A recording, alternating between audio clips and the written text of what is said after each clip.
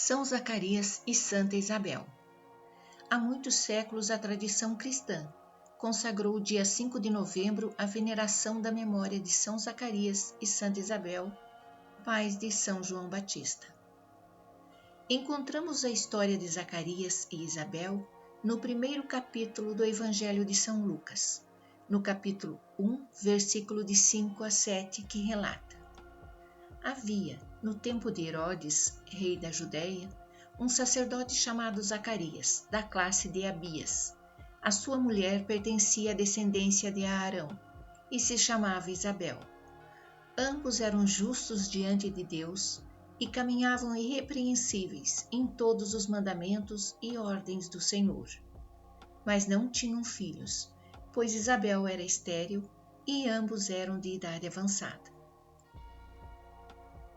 Pelo próprio relato bíblico, descobrimos que viviam na aldeia de Ai-Carim, próximo de Jerusalém, e que tinham laços de parentesco com a Sagrada Família de Nazaré. Ai-Carim é uma pequena povoação situada a cerca de 6 quilômetros a oeste da Cidade Velha, nos arredores da atual Jerusalém. Os seus edifícios de pedra clara agrupam-se nas encostas de umas colinas frondosas, onde os bosques de pinheiros e ciprestes alternam com culturas de vinhas e oliveiras dispostas em terraços. Zacarias é descrito como um sacerdote, ou seja, aquele responsável por unir o povo a Deus. Isabel era descendente de Arão, que foi o irmão mais velho de Moisés. O Evangelho de Lucas os descreve como justos, irrepreensíveis e fiéis aos mandamentos do Senhor. Foram escolhidos por Deus por sua fé inabalável, pureza de coração e o grande amor que dedicavam ao próximo. Naquele tempo, não gerar um filho era tido como uma das piores desgraças, sendo vergonhoso e quase que como um castigo divino. Uma mulher hebreia era prestigiada somente através da maternidade. Isabel, apesar de sua santidade, era estéril, mas foi por sua esterilidade que ela se tornou uma grande personagem feminina na história religiosa do povo de Deus. Juntos, foram os protagonistas dos momentos que antecederam o mais incrível advento da história da humanidade, a encarnação de Deus entre os seres humanos. Entretanto, a união do casal era sólida e ambos amavam e viviam a retidão, recorrendo sempre à força da oração. Estavam velhos, com idade avançada, e como não tinham filhos, julgavam essa graça impossível de ser alcançada. Certo dia, enquanto Zacarias rezava no templo, foi visitado pelo anjo de Deus, que o convidou a colocar-se dentro do projeto de salvação e ser pai do precursor, que se chamaria João, que significa o Senhor faz graça. O menino seria repleto do Espírito Santo desde a gestação de sua mãe. Reconduziria muitos dos filhos de Israel ao Senhor seu Deus. Seria aquele que prepararia a chegada do Messias para a salvação do mundo. Frente a isso, Zacarias ficou perturbado e assustado. Mas o anjo lhe disse: Não tenhas medo, Zacarias, porque foi ouvida a tua oração.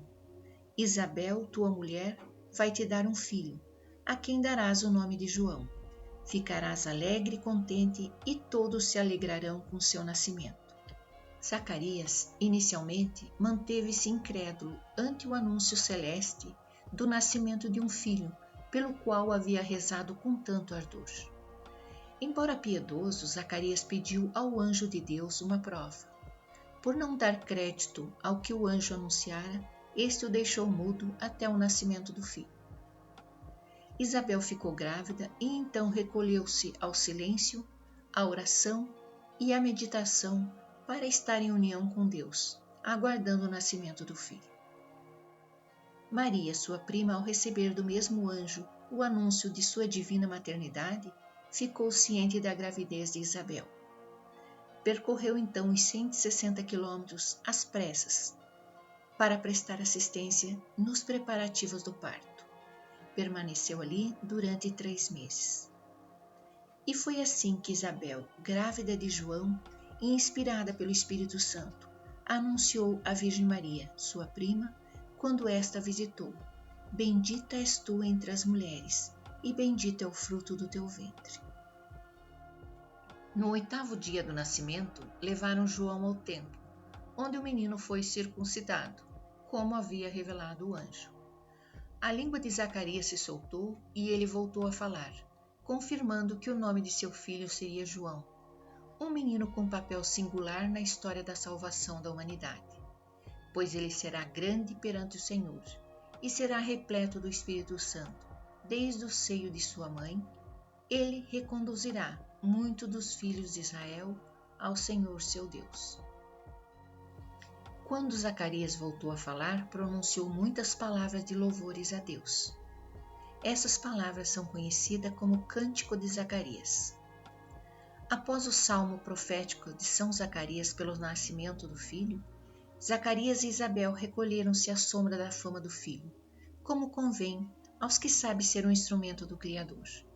Com humildade, alegraram-se e satisfizeram-se com a santidade da missão dada ao filho, sendo fiéis a Deus até a morte. Assim, a Igreja, tanto do Oriente quanto do Ocidente, reconhece o exemplo deste casal para todos os casais, já que ambos eram justos diante de Deus e cumpriram todos os mandamentos e observâncias do Senhor. Zacarias, seu pai, cheio do Espírito Santo, profetizou dizendo: O Cântico de Zacarias. Bendito seja o Senhor, Deus de Israel, porque visitou e libertou o seu povo. Ele fez surgir para nós um poderoso Salvador na casa de Davi, seu servo, assim como tinha prometido desde os tempos antigos, pela boca dos seus santos profetas, de salvar-nos dos nossos inimigos e da mão de quantos nos odeiam. Ele foi misericordioso com nossos pais, recordou-se de sua santa aliança e do juramento que fez a nosso pai Abraão, de nos conceder que, sem medo e livre dos inimigos, nós o sirvamos, com santidade e justiça, em sua presença, todos os dias de nossa vida.